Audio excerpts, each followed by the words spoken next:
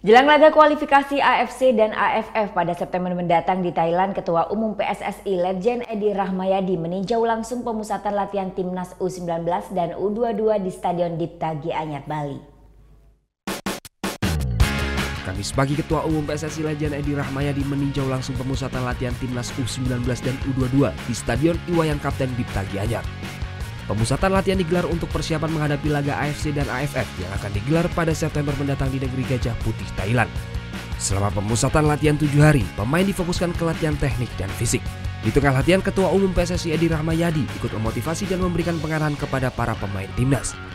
Pasukan Garuda yang diarsiteki dua pelatih Indra Shrafi dan Luis Milla dinilai Jenderal Bintang 3 ini sudah siap menghadapi laga September nanti.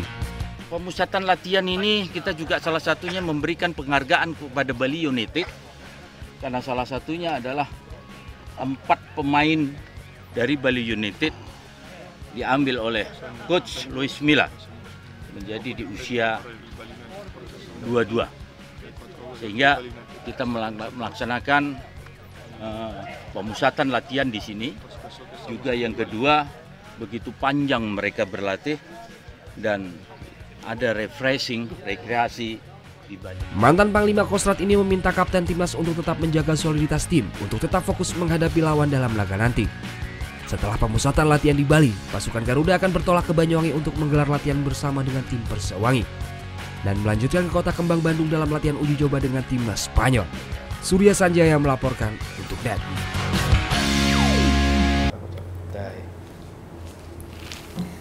Udah selesai kan nontonnya? Nah, jadi jangan lupa buat like, komen, dan subscribe ya.